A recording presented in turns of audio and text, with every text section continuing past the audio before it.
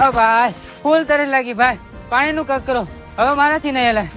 ભાઈ મને પેટમાં બહુ દુખે, ભૂખ બહુ લાગી છે, હવે મારથી હલાય છે એટલે.